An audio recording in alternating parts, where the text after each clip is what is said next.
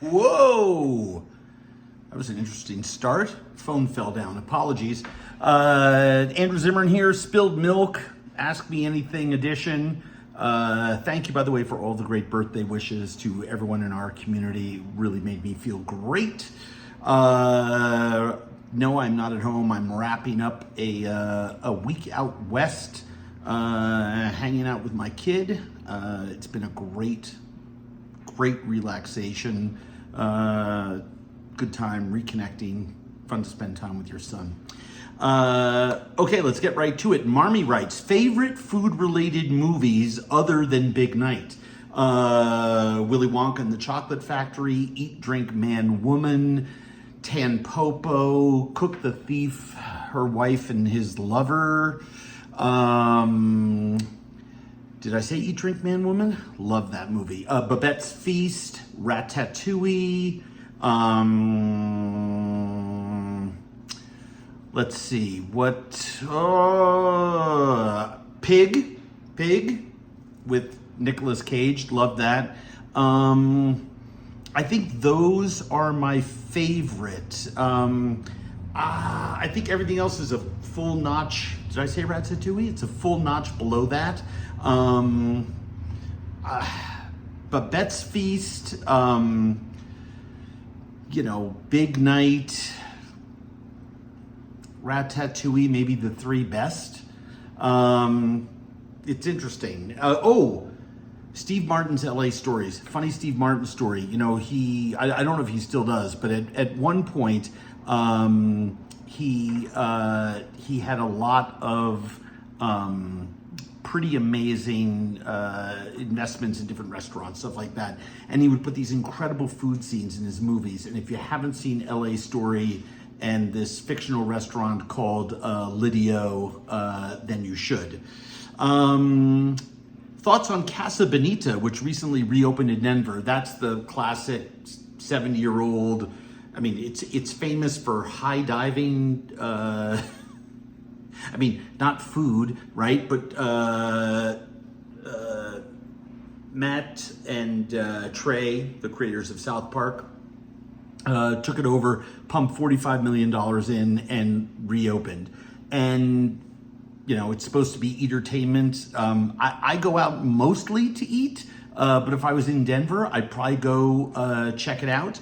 Jason writes, when are you going to go back to Vietnam? It's been so long since I've seen or heard anything. The only two true foodie travelers are you and Anthony. Thank you. Would love to see you do a new one for Bourdain since he loved Vietnam so much. Love and respect. I'm trying to go back to Vietnam next year. 2024, I think I will. I have a trip down under and to Indonesia, and I'm not gonna go to those two spots and not sort of come up through Thailand, Vietnam, Japan, all the rest of that stuff. Olenka writes, if you've got a list for Cleveland, you must have one for Las Vegas. I do. I send it to a lot of friends. I love Vegas. Vegas has got some fantastic restaurants. And I pulled it up here. Carson Kitchen is a great one. Honey Salt is great. Tacos El Gordo, one of my favorites. Bring cash. They don't take credit cards. What else is on here? Main Street Provisions, delicious. Herbs and Rye, another good one. Bizarre Meat by Jose Andres. Not just the best steakhouse in America, but probably, to my mind, the best meat restaurant in America. Bizarre Meat is just incredible. And don't sleep on the tomato tartare. Brezza, fantastic. Also kind of steakhousey. I'm scrolling down to get some of my Asian beauties in here. Oh, Kaiseki Yuzu, fantastic spot. Great Kaiseki. Mizumi, incredible Japanese restaurant. They're spectacular fish and seafood. Delilah is great. And dare I say it, I think their beef Wellington is better than the one at Gordon Ramsay's steak. Yui Edomai, another great sushi restaurant. That one's in Chinatown. Aburi Raku, sorry. Late night chefs hang out. I took Carrot Top there in one of my TV shows. It was hysterical. He'd never been, and pretended to keep breaking and fumbling his chopsticks so he wouldn't have to eat the weird stuff that I like to order when I'm there. Trattoria Nakamura. This is an Italian pasta place. I was just there. Spectacular. Kabuto Edomai Sushi, another great sushi. There's some really fantastic Japanese restaurants there. Partage, which is a very modernist, Frenchy sort of place, yummy. Wing Lei in the Wynn Hotel, great Chinese food, spectacular Peking duck. La Strega, excellent Italian. Mott 32, fantastic dim sum. Other Mama, really good. Raw bar, Japanese fried chicken, miso rubbed ribs, just delicious. Estatorio Milos, great Greek restaurant. Let's see, what else do I really love here? Oh, Restaurant Guy Savoy, it really is that worth it. Lotus of Siam, killer Thai, I don't care what anybody says. Vetri Cucina Las Vegas, Mark's new place, spectacular. I think that'll tide you over, right? Palatitious says, where'd you get your passion for food from? My parents, the culture around me. I thought it was the best magnifying glass through which to interpret anything is through food. And I love to eat, always have. Sud Brandon writes, favorite restaurant in the Twin Cities? Strictly for food, Demi. Every time I go there, it just blows my mind. Favorite restaurant in Greater Minnesota? Do you know, I haven't eaten out in Greater Minnesota since pre-pandemic, so I'm not even going to venture to say, but most of the really good ones are up north in the Duluth Superior area. At least historically, that's what I've found. It's interesting to see as our food culture grows in Minnesota over the next 5 years, who opens a restaurant that's really killer and destination worthy. In other words, where you would make the 3-hour drive and stay over because the food's that good. Someone's going to do it.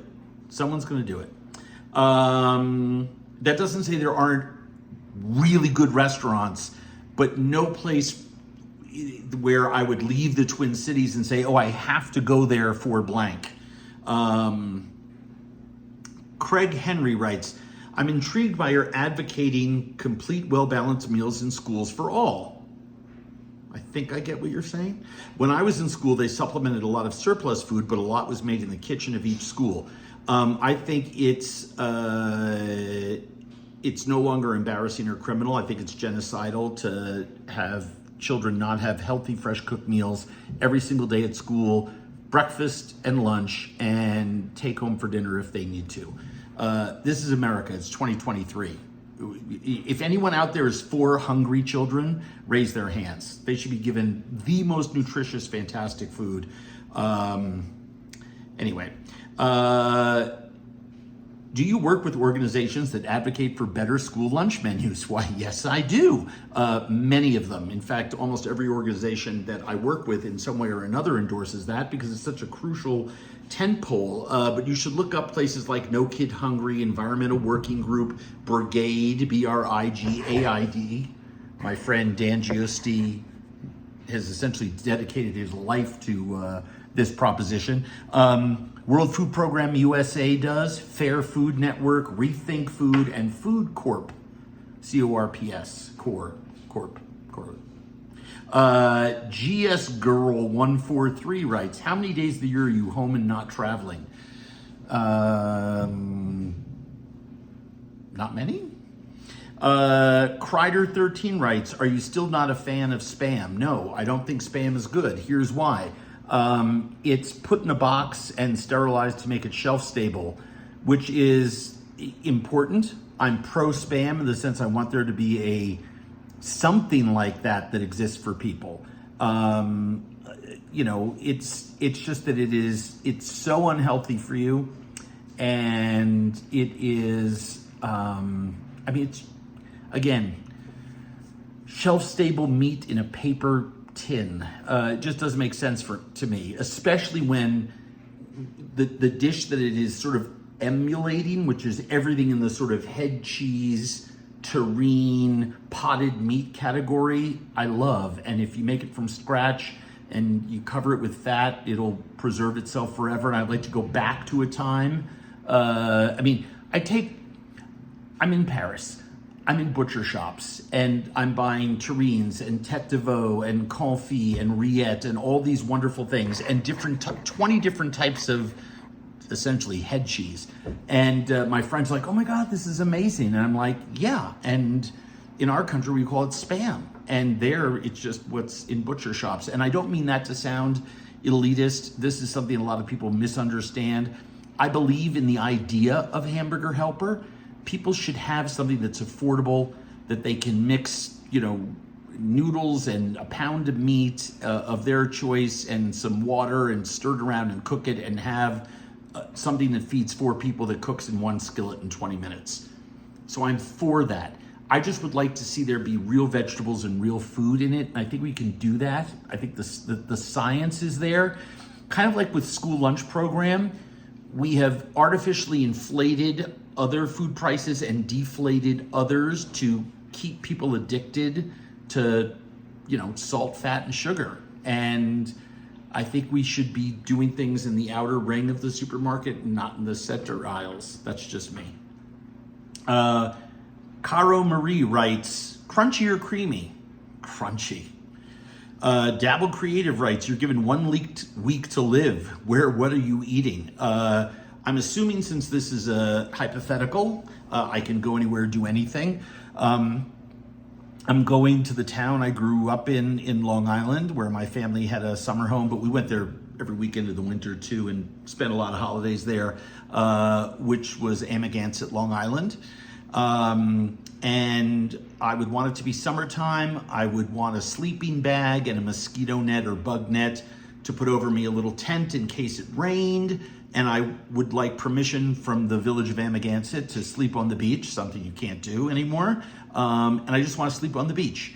And I want to get on my bike and bike to the fish shop and bike to the farmer's market and bring things back to the beach and build a little open fire and eat perfect summer sweet corn and incredible tomatoes and surf cast for striped bass and throw an old chicken leg into the pond down at Georgia Beach and collect blue crabs and pull mussels from the jetty and rake for clams and forage and eat my favorite kind of food in the world, which is the food of that place. And then I can go peacefully. CK Pipes writes, have you ever aced in disc golf? Yes, but it doesn't count. And here's why. I did it on one of those little mini ace run courses, and it was really like a throw-in ace from anywhere else. It was like 140, feet away around a pine tree, heavy Anheuser. And did it go in? Yes. Technically is an ace, sure. But I'm looking for that, killer downhill throw, where I'm able, because it's downhill, I'm able to go past my average distance and actually put the biscuit in the basket. That would make me happy. Until next time, everyone, tell your friends to subscribe, please. We encourage that. Thanks.